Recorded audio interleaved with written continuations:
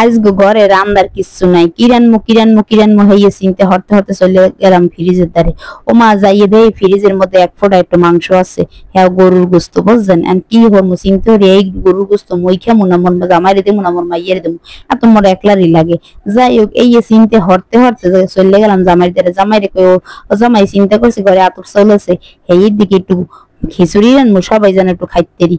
জামাই তো খুশিতে একা নাচছে উঠছে, এখনো দেরি করতেছে কেন, তাড়াতাড়ি যাও হপাই যে রান্ধো, আমার পেটে খিদে লাগছে। এই বেড়ার আবার কিন্তু খিচুড়ির নাম শুনলেই পেটে খিদে লাগিয়ে যায়। কি কমো বেড়ায় আমার ধাক্কাই ধাক্কাই পাড়াই দিছে খিচুড়ি রান্ধার লাগিয়া। চললে এলাম মাংসগুলোরে নামাইয়ে ধুইয়ে কাটাকুটি করে, সবই তো দেখলেন কি কি করলাম। কুচু মুচু করে কাটাকাটি করে ধুইয়ে তারপর আদা বাটা, রসুন বাটা, মরি এইবারে পেঁয়াজ বাটা, তারপর হলুদের গুঁড়া, মরিচের গুঁড়া, যে ভাজা জিরা গুঁড়া, তেল, লবণ এগুলো সব দিয়ে দিলাম। দিয়ে দিয়ে মাখামাখি করতে হবে। এত পরিমাণ মাখামাখি করবো জানো মাংস এখানে 50% হয়ে যায়, বুঝছেন। ও বাপ মাখামাখি করে এসে বাবা সেই একটা স্মেল আসছে, মনে হয় এখনই খাইয়ে ভালাই।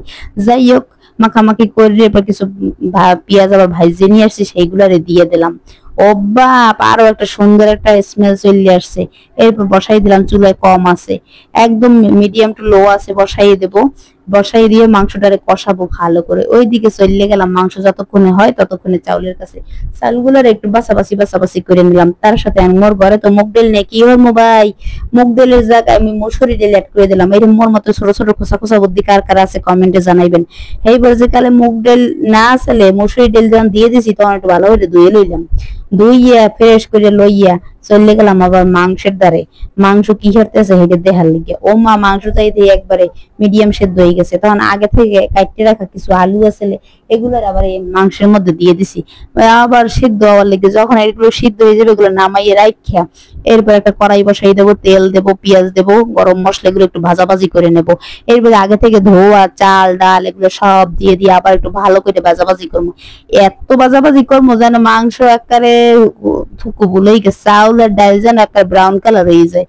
ব্রাউন কালার হওয়ার পরে আগে থেকে রান্না করা মাংসগুলো আবার এর মধ্যে দিয়ে আবার একটু ভালো করে কষাইয়ে নেবো, আবার একটু ভাজাভাজি করে নেবো। তারপর ফুটাইয়ে রাখা আগে থেকে পানি এর মধ্যে আবার ডালিয়ে দিব। মা যেই ডালিয়ে দিছি আহারে খোদা একবারে খিচুড়ি হয়ে গেছে, একবারে দেখছেন একবারে খিচুড়ি হয়ে গেছে। দেখুন গরম পানি ডালিয়ে দাও লগে এরকম খিচুড়ি হয়ে যাবে। ও মা কেমন সুন্দর, যে সুন্দর একটা স্মেল আইছে, ওরে আল্লাহ এখনই খাই গেলাম মনে কি হরমো বুঝি না। যাই হোক রাইন্দে বাইরে ঘরে লইয়ে জামাইরে দিছি খাইতো। বাবা বেটা খায় আর মুখ চোখ কেমন হয়েছে। বেটা কইন্য সময় পাইতেছে না, খালি খাইতেই আছে। বেটার অবস্থাটা দেখো কেমন হয়েছে, কইবে তো ওই দেখো বুড়িয়াঙ্গুলো।